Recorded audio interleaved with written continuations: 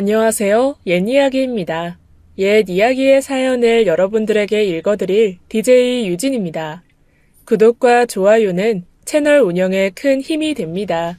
꼭 부탁드리며 저는 여러분들의 댓글도 모두 읽고 있으니 댓글도 많은 참여 부탁드립니다. 그럼 오늘의 사연 바로 시작할게요. 시간이 흐르지 않는 것 같았어요. 주어진 시간이 공평하다고 했지만 저에게만은 그렇지 않은 듯 했죠. 시간이 흐르면 괜찮아질 거야. 지나고 나면 별일 아닌 과거가 될 뿐이야. 누구나 쉽게 그런 이야기를 하지만 고통 속에서 저의 시간은 어쩐지 멈춰버린 것 같더군요. 저에게 어린 시절은 그랬습니다. 매일 어른이 되게 해달라고 빌었고 때리지 말아달라고 울었으며 다시는 깨어나지 않기를 기도했죠. 술을 잔뜩 먹고 들어온 아버지는 늘 잠든 저를 깨우는 것으로 시비를 걸기 시작했습니다. 일어나면 자신을 반기지 않았다는 이유로, 일어나지 않으면 버릇이 없다는 이유로, 자식 교육을 똑바로 시키지 않았다는 이유로 어머니와 저를 때렸죠. 사실 이유는 무엇이든 상관없을 겁니다. 그냥 그 사람은 그랬어요. 항상 화가 나 있었죠. 당신, 바람난 거 내가 모를 줄 알아? 바람? 그래, 바람났다. 그럼 어쩔 건데? 내 돈 보고 접근해서 빌어먹고 사는 주제에 감히 남편한테 언성을 높여? 맞아볼래? 어? 그래, 때려봐. 어차피 때릴 거잖아. 그래, 버릇 고치려면 맞아야지. 어머니는 결국 더 버티지 못하고 집을 나가셨습니다. 12월 24일 유난히도 추웠던 그날, 아직도 저는 그날을 생생하게 기억해요. 어머니도 알고 있었겠죠. 어린 저를 아버지 곁에 두고 가면 안 된다는 걸 말입니다. 하지만 여자 혼자서는 아이를 키우며 살 수 없다고 하더군요. 치맛자락을 꽉 잡은 채 손가락을 하나씩 억지로 떼어내면서 고개를 내저어 보이는 어머니. 검붉은 색으로 부풀어 있는 어머니의 눈에서는 눈물 한 방울도 나지 않았습니다. 골목 사이를 빠른 걸음으로 사라지는 어머니는 아버지의 폭력에서 그리고 저에게서 도망치려는 것처럼 보였죠. 어린 제가 맨발로 집 앞에서 울고 있었지만 절대로 돌아보지 않았습니다. 그 흔한 절 데리러 오겠다는 말 한마디 없었죠. 희망 하나도 남겨두지 않았어요. 야, 너네 엄마 어딨어? 너 알지? 알면서 숨겨주는 거지? 정말 몰라요. 진짜로 몰라요. 아버지에게 있어서 저는 이름으로도 딸로도 불리지 않았습니다. 야, 너, 거기, 년, 계집으로 불렸죠. 상황이 조금 달라진 건 제가 초등학교 때부터였어요. 저의 몸 상태를 본 담임 선생님이 아동 학대를 의심하고 신고를 하게 된 이후였죠. 그 덕에 주기적으로 방문해서 저의 안부를 묻는 사람들이 생겨나면서 아버지는 제 얼굴은 절대로 건드리지 않으려고 했습니다. 하지만 폭행이 멈춰진 것은 아니었어요. 오히려 그 사람들이 왔다 간 날에는 저를 골방에 가두고 먹을 것도 주지 않았죠. 마치 그래야만 공평하다고 느끼는 듯이 굴었습니다. 빌어먹을? 네가 누구 덕에 먹고 자고 학교 다니는데?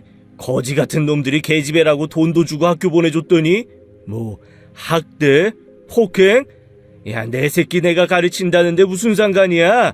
다 내가 낸 세금으로 먹고 사는 놈들 어딜 가르치려고 들어? 골방은 불도 들어오지 않았으며 바닥은 냉골이어서 너무나 추웠어요. 무엇보다 그곳에는 보통의 어린아이가 무서워할 법한 커다란 장롱이 있었습니다. 삐걱거리는 소름 끼치는 소리를 내며 언제라도 튀어나올 것 같은 귀신이 떠오르는 장롱. 하지만 저는 귀신보다 추위보다 아버지가 더 무서웠기에 그 안에서 자주 잠들곤 했죠. 아버지가 술을 마신 날이면 다친 짐승처럼 몸을 잔뜩 웅크린 채 그 안에서 죽은 듯이 있었습니다. 그곳이 제게는 유일한 쉼터였어요. 그 안에서 다신 오지 않을 엄마를 애타게 찾으며 울었죠. 아빠랑 갈 곳 있어. 거기가 어딘데? 일단 가보면 알아. 말 잘 들어야지 우리 딸. 이번에 가면 꼭 착하게 굴어야 한다. 약속. 저도 그때는 어린 아이였나 봅니다. 딸이라는 말을 듣고 얼마나 좋았는지 몰라요. 이제 나를 제대로 봐주시는 건가? 이젠 괜찮아질까? 하는 그런 작은 기대를 했습니다. 그때가 막 제가 초등학교 2학년에 접어들었을 때였고, 그날 아버지는 제 손을 이끌고 난생 처음으로 옷을 사주셨죠. 치맛단에는 레이스가 달려 있었고, 검은색에 빨간 땡땡이가 들어있는 원피스였습니다. 나비 모양의 구두를 신고 반 친구들처럼 예쁘게 머리를 하고 그렇게 나간 자리에서 저는 새엄마를 처음 만나게 되었죠. 어깨까지 내려오는 검은색 단발머리에 동글동글한 얼굴형, 커다란 눈, 작은 입술, 아담한 체형이었습니다. 안녕? 너 정말 예쁘게 생겼구나. 정말 보고 싶었어. 널 봐서 너무 기뻐. 인사해야지, 딸. 안녕하세요, 아줌마. 이제 엄마라고 해야 해. 알았어? 아빠랑 결혼할 거야. 안녕하세요, 엄마. 전 어설프게 인사를 했죠. 아니야, 불편하면 아줌마라고 해도 되니까 편하게 부르렴. 처음부터 그 여자가 싫었어요. 호호호 하는 그 웃음소리도 싫었고 가식적으로 제 몸을 쓰다듬는 것도 싫었죠. 아버지가 늘 입버릇처럼 말하던 돈을 보고 접근한 여자라는 걸 대번에 알았습니다. 맞아요. 저희 집은 가난하지 않았죠. 아버지는 고위 공무원이었고 꽤 잘 사는 편에 속했습니다. 그래서 아버지는 이런 식으로 몇 번 여자를 소개해줬어요. 하지만 그 끝이 좋았던 적은 한 번도 없었죠. 아버진 결국에 돈을 보고 접근했다는 결론을 내리곤 했습니다. 하지만 그 여자와는 정말 결혼까지 하더군요. 저는 이에 대한 반발심이 생겼죠. 아줌마가 제 방에 있는 옷 버렸어요? 어? 혹시 낡은 티셔츠 말이니? 여기저기 찢어져 있기에 혹시 중요한 거야? 그거 우리 엄마가 입던 옷인데 그걸 왜 버려요? 이를 어쩐담? 미안해. 난 그것도 모르고. 그러니까 내 방에 들어오지 말라고요. 일부러 그랬죠. 절대 그런 거 아니야. 하도 낡아서 그냥 생각이 없었어. 미안해. 내가 금방 버린 곳에 다시 가서 찾아볼게. 당장 가서 찾아와요. 어린아이의 오기랄까 고집이랄까 전혀 소중하지 않았던 어머니의 낡은 옷을 버렸다는 이유로 제 반항은 본격적으로 시작되었어요. 단순히 어머니의 자리를 그 여자가 가지고 가는 게 싫었습니다. 어머니는 매일 맞고 살았는데 그 여자는 웃는 게 싫었죠. 그냥 모든 게 싫었다고 해도 무방했습니다. 제게 잘해주는 것도 싫었고 맛있는 음식을 먹이는 것도 끔찍했죠. 저는 점점 못된 아이가 되어가고 있었어요. 마치 아버지의 폭력적인 부분을 대신 채우려는 듯 교묘하고 악랄하게 새엄마를 괴롭히기 시작했습니다. 화장품을 변기에 담아놓기도 하고 귀걸이나 목걸이를 숨겨놓기도 했죠. 그러다가 들키면 무조건 빌었습니다. 아이라는 아직 어리다는 권력을 이용해서 울고 떼를 쓰며 용서를 바란 거죠. 그저 아버지 귀에만 들어가지 않으면 전 아무래도 상관없었어요. 어느 날 그 여자가 물었죠. 넌 왜 이렇게 날 미워하는 거니? 전 어깨를 으쓱하며 대답했어요. 아줌마는 엄마가 아니니까요. 맞아, 엄마는 아니야. 진짜 엄마를 대신할 순 없겠지. 그래도 난 너랑 친하게 지내고 싶어. 그것도 안 될까? 아빠 돈 보고 접근한 주제. 뭐? 너 어디서 그런 못된 말을 배운 거니? 어? 그 여자는 파랗게 질린 채 제 양손을 잡고 흔들었죠. 나요. 나 만지지 말라고요. 더러워. 그 여자는 제 뺨을 때렸습니다. 그리고 본인이 더 놀라더군요. 미안해. 나도 모르게 너무 화가 나서. 죽어버렸으면 좋겠어. 엄마인 척 구는 그 여자가 죽도록 미웠습니다. 저를 혼내는 아줌마가 싫었어요. 가족사진 속 웃고 있는 뻔뻔한 얼굴 위에 낙서를 했죠. 음식은 모두 싱크대에 쏟아버렸고 방을 어지럽히기도 했어요. 하지만 그것도 잠시 결혼 후 아버지는 얼마 가지 않아서 원래의 모습을 드러냈습니다. 술을 잔뜩 먹고 늦게 들어온 날 아줌마는 아버지를 향해 서운함을 드러냈죠.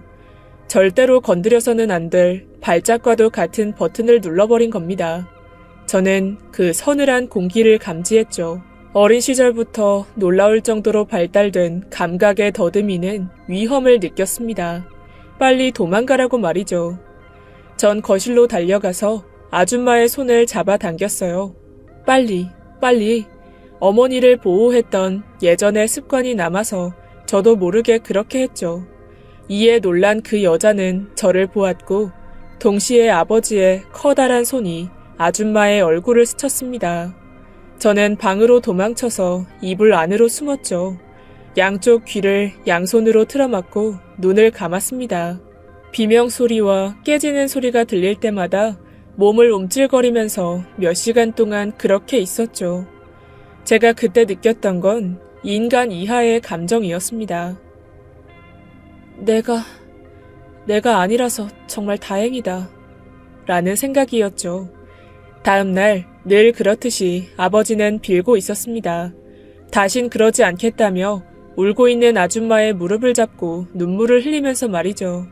내가 순간 미쳤나 보다. 내가 또 그러면 사람이 아니다. 죽을 죄를 지었다. 전 그런 모습을 늘 봐왔었기에 그게 거짓말이란 걸 알았습니다. 이제 폭행의 횟수는 점점 많아질 것이고 핑계는 다양해지겠죠. 내가 사람을 미치게 만들었다. 너만 아니었으면 이러지 않았을 거다. 라면서 때리고 또 때릴 겁니다. 울고 있는 아줌마를 봤을 때 전 속으로 잘 됐다 싶었죠. 그런 날은 얼마간 반복되었습니다. 늘 밝고 씩씩했던 아줌마는 점점 시들어가는 꽃처럼 말라갔죠. 통통했던 볼이 눈에 띄게 야위어 갔습니다. 그럼에도 불구하고 그 사람은 제게 빼놓지 않고 식사를 차려줬어요. 처음에는 반찬 몇 가지와 국, 찌개까지 올려줬지만 날이 갈수록 반찬의 가지수가 줄었죠. 그날 해준 건 파를 썰어서 기름에 볶고 김치와 참치를 볶아서 만든 김치볶음밥, 그것이었습니다. 집에 남은 재료라고는 그것뿐이었으니까요.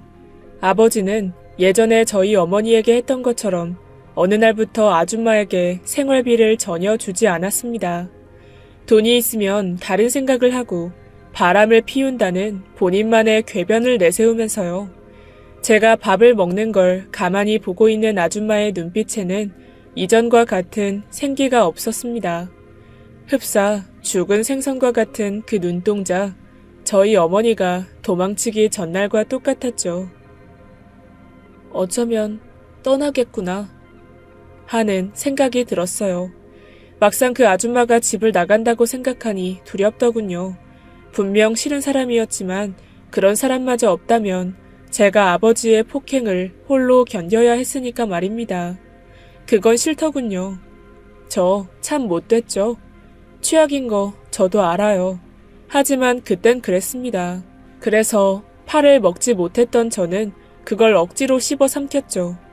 이전 같았다면 파를 하나하나 골라내며 툴툴거렸을 저였지만 그러지 못하게 했더군요. 목이 막혀오고 혀 끝에서는 파 조각이 느껴졌지만 억지로 삼켰죠. 너 김치볶음밥 좋아하는구나? 전 대답 대신 고개를 작게 끄덕였습니다. 그게 아줌마와 함께 살게 된 뒤에 처음으로 접시를 비운 날이었죠.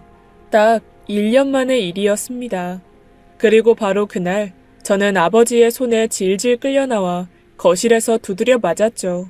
이유는 성적이 좋지 않다는 거였어요. 이제까지 단 한 번도 관심을 주지 않던 성적을 들먹이며 저를 때리기 시작했죠. 아버지는 천천히 허리띠를 푸셨습니다. 그리고 그걸 오른손에 칭칭 감았죠. 저는 반사적으로 머리를 보호하며 맞을 준비를 했어요. 그런데 그때 아줌마가 제 몸을 감싸 안았습니다.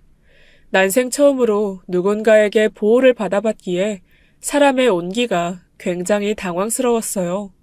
짝짝 하는 때리는 소리에 저는 가만히 아줌마를 봤죠.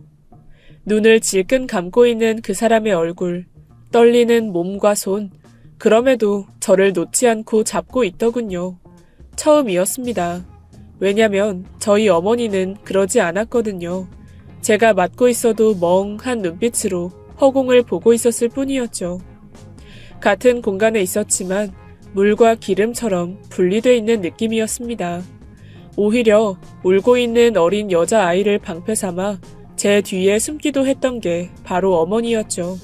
그런 저를 누군가 처음으로 안아준 겁니다. 그것도 제가 가장 미워하고 증오하던 사람이 말입니다. 그 당시에는 그런 감정이 뭔지 구분이 되지 않았어요. 그저 대체 왜? 하는 의문만 제 머릿속을 둥둥 떠다녔죠. 어른이 아이를 보호한다. 어쩌면 당연한 일이었을지도 모를 그 행동이 제게는 너무나 어색하고 생소했거든요. 제 얼굴 위로 뜨거운 뭔가가 떨어졌죠. 아줌마의 눈물이었습니다. 아줌마, 여기서 나가려고? 전 그날 새벽에 현관을 나서려는 아줌마를 향해 덤덤하게 물었죠. 왜? 아줌마 가지 말까? 안 가면 좋겠어? 가면 좋겠어. 다신 오지 마. 솔직히 가지 말라고 잡고 싶었습니다. 하지만 그렇게 해도 떠날 걸 알았죠. 저희 어머니 역시도 그랬으니까 말입니다. 주저하는 그 여자의 발목을 잡고 늘어지고 싶은 걸, 입을 크게 벌리고 아이처럼 울고 싶은 걸 꾹꾹 참아가며 아무렇지 않은 척했죠. 현관문이 닫혔고 인기척도 사라졌어요. 그때 저는 처음으로 후회했습니다. 적어도 고마웠다고 말할 걸 그랬다고. 전 그렇게 다시 혼자 남겨지게 되었죠. 그렇게 시간이 흘러 저는 중학생이 되었습니다. 온 몸에 멍이 들어서 여름에도 긴팔을 입고 다니는 어둡고 삐뚤어진 아이로 자랐죠. 나쁜 친구들과 어울렸고 술도 마시고 담배도 피웠습니다. 그리고 제 인생에 그 친구들이 전부였죠. 야, 너 담배 피냐? 제 가방을 뒤져 담배를 찾아낸 아버지가 소리를 꽥 질렀습니다. 안 피워요. 정말요. 그냥 친구가 잠깐 맡아달라고 해서. 손 내놔. 손이요? 제가 머뭇거리자 아버지는 제 오른손을 낚아채듯 잡고는 코를 댔죠. 그와 동시에 제 몸은 뒤로 나가 떨어졌습니다. 귀에서는 삐 하는 이명이 들렸어요. 이미 아버지의 눈은 반쯤 돌아 있었죠. 씩씩거리면서 허리띠를 푸는 걸 보고 저는 아버지를 밀치고는 집을 빠져나왔습니다. 달리고 또 달렸어요. 다리는 소리 없는 비명을 질러대고 숨은 턱까지 찼지만 상관없었죠. 마침내 달리는 걸 멈췄을 때 아무것도 신지 못한 발에서는 피가 흐르고 있었습니다. 추운 겨울 맨발로 뛰쳐나와 유리 조각이 박힌 것도 모르고 그 상태로 달린 것이었죠. 저는 그 자리에 주저앉아 눈물을 터뜨렸습니다. 그런데 얼마 지나지 않아 제 몸 위로 따뜻한 뭔가가 덮는 느낌이 들었죠. 고개를 들어보니 아줌마였습니다. 겉옷을 제게 덮어주며 다친 제 발을 살피고 있었죠. 아줌마? 이야기는 일단 나중에 하고 병원 먼저 가자, 치료를 받고 저는 아줌마의 집으로 가게 되었습니다. 저희 집에 비해서는 굉장히 초라하고 작은 원룸이었어요. 침대도 없었고 낡아 빠진 이불을 겹겹이 대어 잠을 자야 됐죠. 그런데 저는 그곳에서 3일 내내 잠을 잤어요. 마치 오랜 시간 잠을 자본 적이 없는 사람처럼 자고 일어나서 밥을 먹고 다시 잠이 들었습니다. 제가 안정을 찾았을 쯤에 아줌마는 제게 자신과 함께 살자고 말했죠. 저를 오랜 시간 동안 기다렸답니다. 홀로 남겨진 제가 너무 걱정돼서 집 앞을 서성이면서 저를 기다렸다고 하더군요. 그날도 저를 발견하고 뒤쫓아온 거였죠. 평범한 아이였다면 분명 이런 아줌마에게 기대어 울면서 고맙다고 이야기했겠지만 저는 아니었습니다. 감동도 기쁨도 없었어요. 그저 살았다라는 안도감에 알겠다고 했죠. 아줌마, 나 담배 좀 사다 줘요. 말보로 레드요. 뭐? 담배는 피우면 안 돼. 아직 너 어려.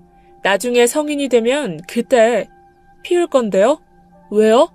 안 끊으면 나 버리게요? 아니면 아빠처럼 때리게요? 그러시려고요?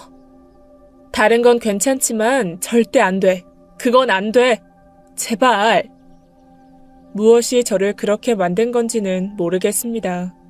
그저 애초에 잘할 수 없는 환경에서 싹을 틔운 것처럼 자꾸만 방향이 어긋나고 있었어요.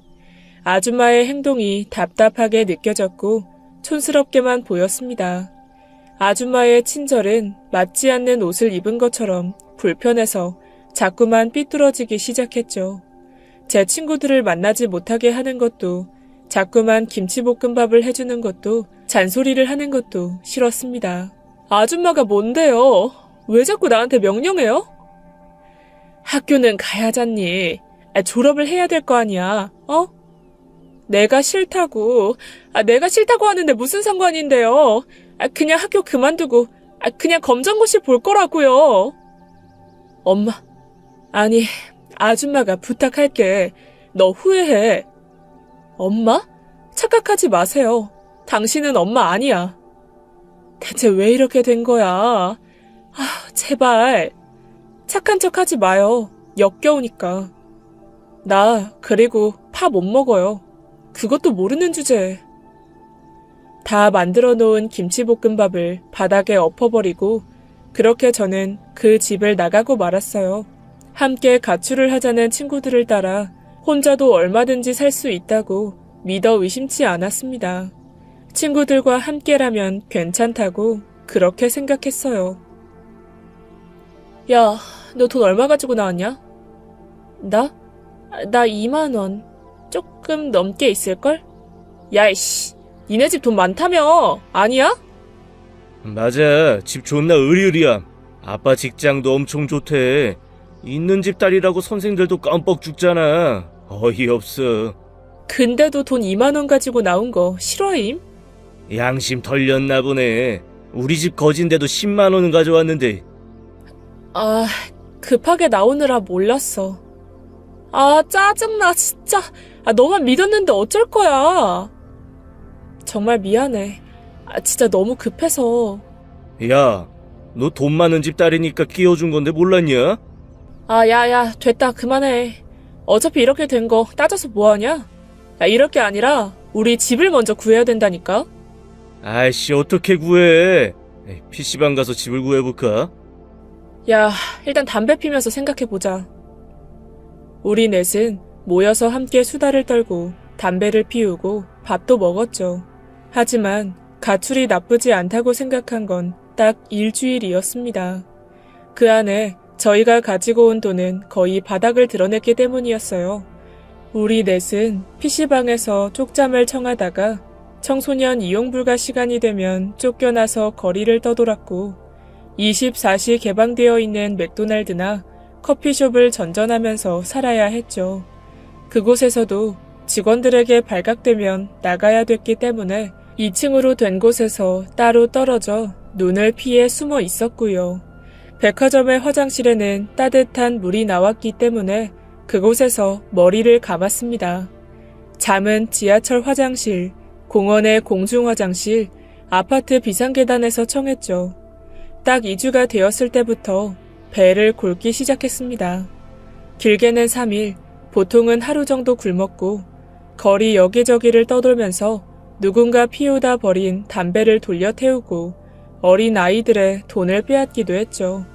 하지만 그건 역시 쉽지 않았습니다. 결국 겨울이 올 때쯤에 저희는 한 가출 모임에 들어가게 되었죠. 지금은 가출팸이라고 부르는 것이 그때도 존재했어요. 가출팸이란 저희와 같은 어린 가출 청소년들이 모여 사는 모텔이나 원룸을 뜻합니다.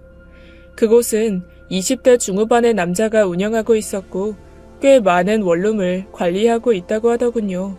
좋은 목적이고 온전히 갈 곳이 없는 어린 아이들을 데리고 있는 거라고 했지만 실상은 아주 달랐습니다. 싫어요. 절대로 안 해요. 야, 너 양심 없다. 그냥 하는 척만 하는 거잖아. 조건 만남 하는 척하고 돈만 받아내면 된다니까? 저는 고개를 강하게 저었죠. 이건 아닌 것 같아. 우리 나가자, 어? 야, 다른 애들은 한다는데 왜 혼자 고고한 척이야? 그냥 눈 땅 감고 하면 되지. 우리도 돈 내야 될 거 아니야. 2만 원 들고 온 주제에 따지는 거 겁나 많네. 친구들의 욕설을 받으면서도 저는 끝까지 거부했어요. 하지만 제 의사는 애초에 아무런 힘이 없었습니다. 저는 모텔로 강제로 질질 끌려갔고 아버지보다 훨씬 나이 많은 남자가 곧이어 들어왔죠. 저는 너무 무서워서 몸을 벌벌 떨었습니다. 그리고 언제라도 문을 열고 친구들이 들어와 주길 기다렸지만 문은 열리지 않았죠. 제 몸을 더듬는 그 더러운 손길에 전 비명을 질렀고 그 남자의 귀를 깨물어 버렸습니다.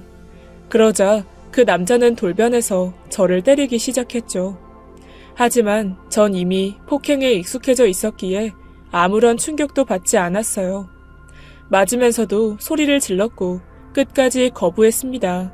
그러자 모텔 객실로 전화가 신경질적으로 울렸고 늙은 남자는 욕지기를 하면서 저를 버려두고 나가버렸죠.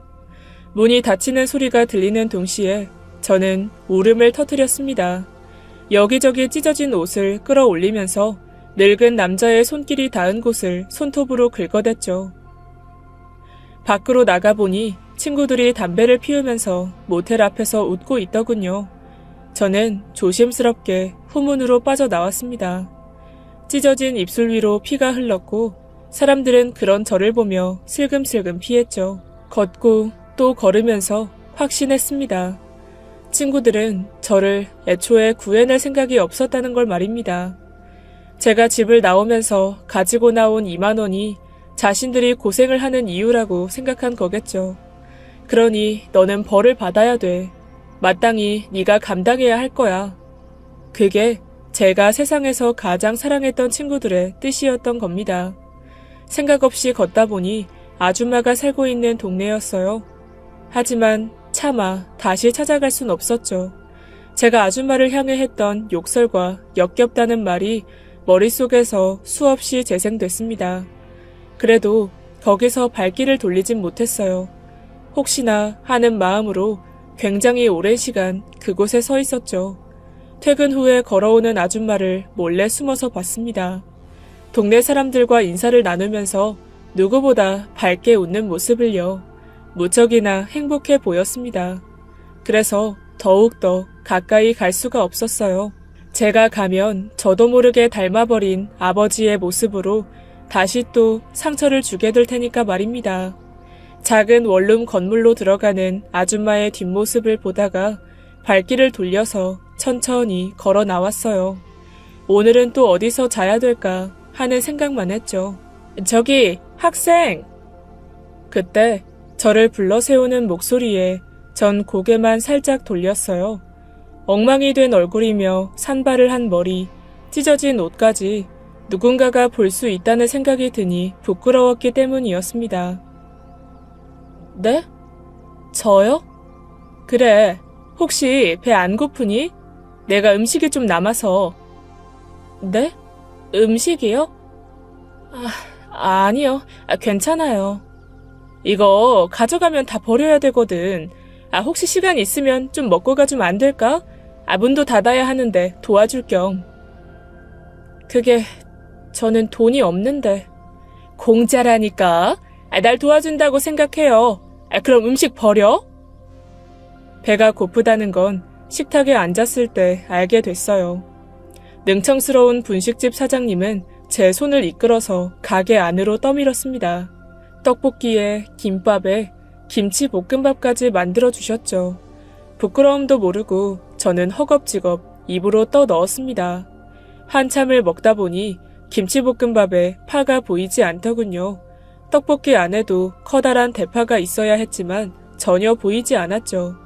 대수롭지 않게 생각하고 음식을 싹 비웠을 때 분식집 사장님이 자리에 앉으셨어요. 어디서 넘어진 모양이네, 그지? 제게 물티슈를 건네주며 부드럽게 물어보셨습니다. 네, 아까 넘어졌어요. 오는 길에요. 어쨌든 고마워. 덕분에 문도 일찍 닫고 좋네. 아니에요. 고맙습니다. 저는 어색하게 고개를 숙였죠.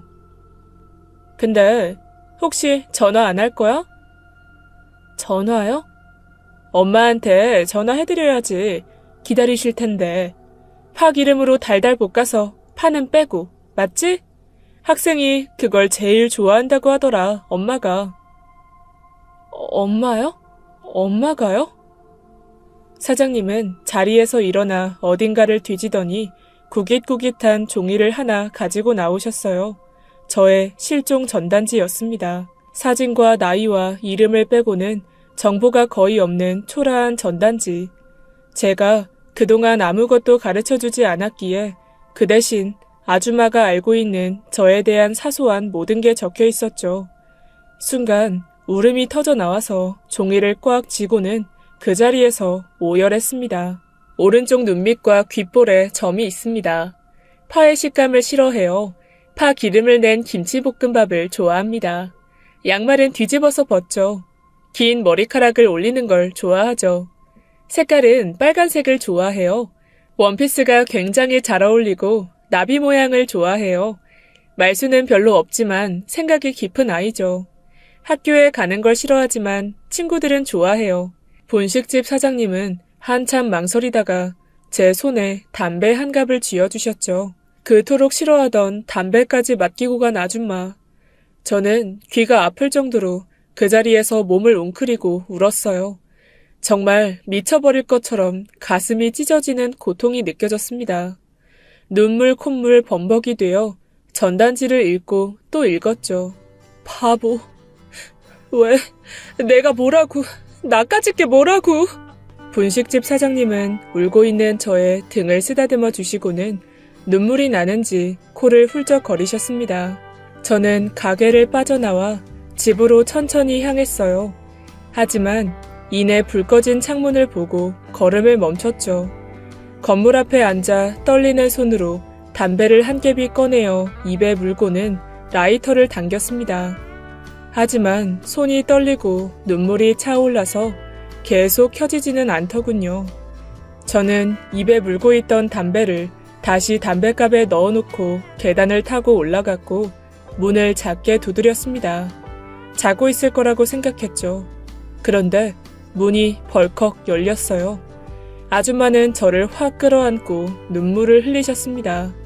기다렸다고, 너무 많이 기다렸다면서요. 저도 알고 있었습니다.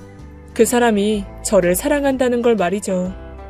가족이라는 울타리로, 핏줄이라는 이름으로, 자식이라는 소속으로 그 어떤 연결고리도 없지만 온전히 저를 사랑한다는 걸 말입니다. 태어나서 한 번도 사랑받지 못해서 사랑을 받는 법도 모르던 못된 꼬마 아이를 진심으로 사랑해준 나의 어머니, 열이 펄펄 끓는 나를 들쳐업고 병원까지 달려간 나의 어머니, 머리를 빗겨주며 세상에서 가장 예쁜 아이라고 말해준 나의 어머니, 아버지의 폭력 속에서도 작은 몸으로 나를 감싸준 나의 어머니.